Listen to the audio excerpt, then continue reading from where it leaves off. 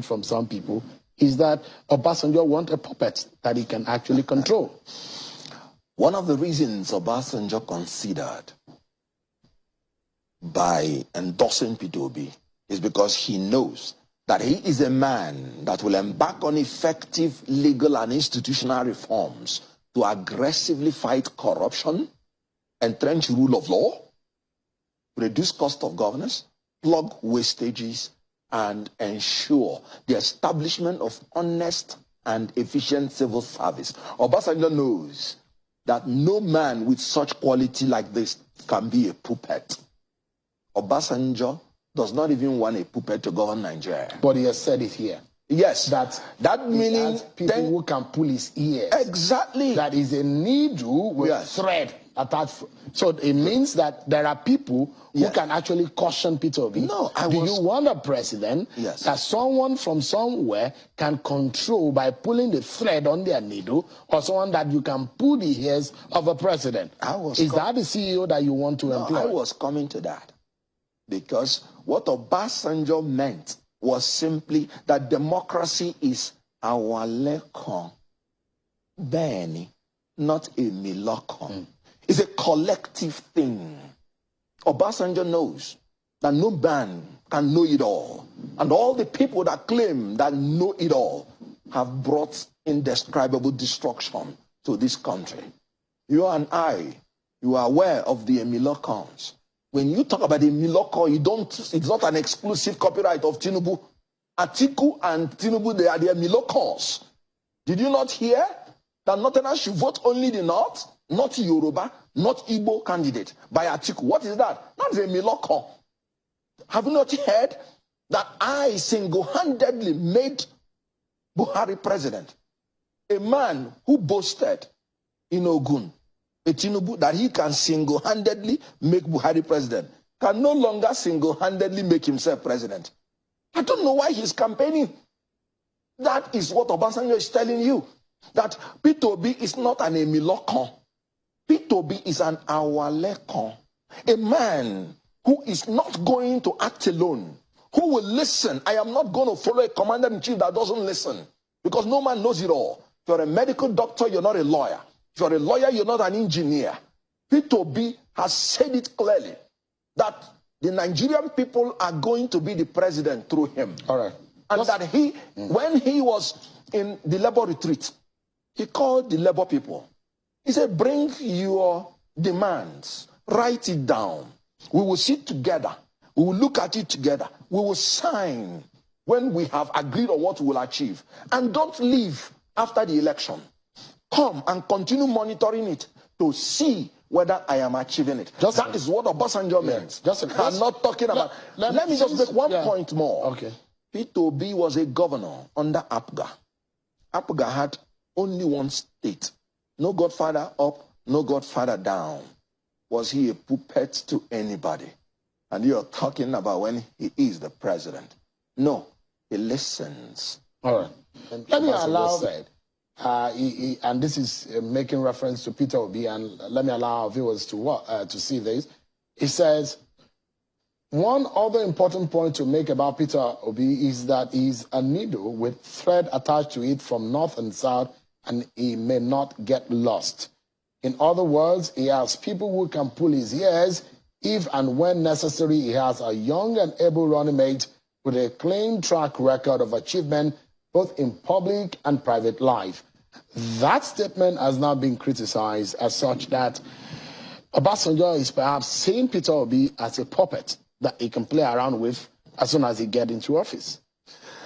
Well, first and foremost, there is the saying that the greatest place in hell will be reserved for those who keep silent in times of moral crisis.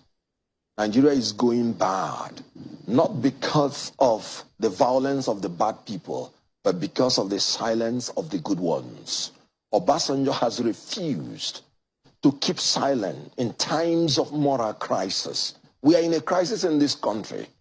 Obasanjo wants to escape going to hell by being an accomplice to corrupt leaders, because any nation that votes corrupt politicians are no longer victims, but accomplices.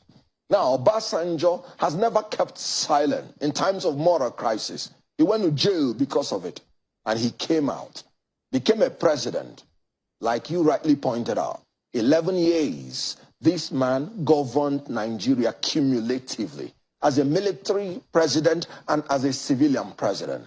No Nigerian has had that privilege. And fortunately for him, and unfortunately for them, no Nigeria may be privileged to have it again. Except President Buhari, if he ends his term, yes. As soon as he ends his term, he'll be able to fall between the rank of the likes 9 years plus of Olusegun Obasanjo. No, 9 years plus. Cumulative. So we're talking about those who have been head of state, military, and civilian. Obasanjo has 11 years. Why I brought this issue is that Obasanjo knows everything that is required to sit on that seat. Let us come to his letter. In law, the reasons for a judgment is more important than the judgment itself. That's why when a court gives judgment, we the lawyers say, no, we want to hear their reasons. Let us hear the reasons Obasanjo enumerated in his letters.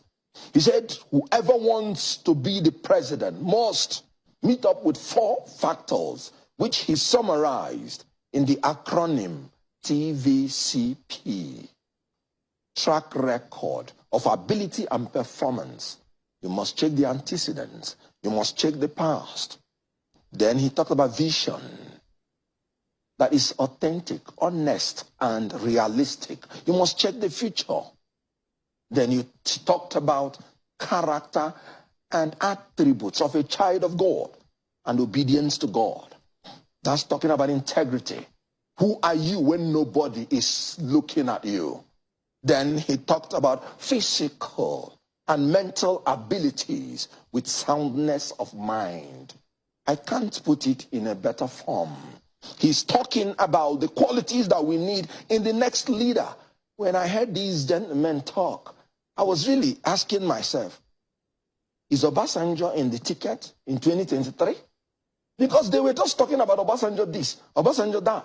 And we are talking about recruiting the next president of the Federal Republic of Nigeria. I will tell you what Obasanjo saw in P2B, and then you will do the matchmaking, and the Nigerians will do the judgment. Obasanjo saw in a man who has the capability to secure and unite this country. He did it in Anambra State. He secured Anambra State from being the worst secured state to the best by the confirmation of the IG of police then, Muhammad. He saw in P2B a man that will unite through not leaving anybody behind. No ethnic, no religious, no section will be left behind in P2B's judgment, in P2B's government.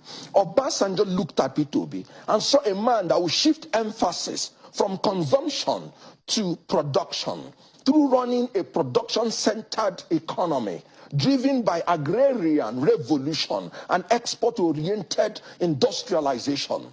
Obasanjo saw in a man who will build world-class and expansive physical infrastructure, not through borrowing, but through integrated public-private partnership and entrepreneurial public sector governance. He saw in P2B a man who will leapfrog this country into the 4th industrial revolution through scientific and technological innovations to create digital economy. Obasanjo saw all these things and sat down and wrote a letter and said, if we want a Nigeria that should be redirected from poverty to prosperity, the only man that can do it is P2B. Let's take a breather. If you would allow you, no, just a moment. I will allow you to land on that point because you have not quite answered the question that I raised as to the reason why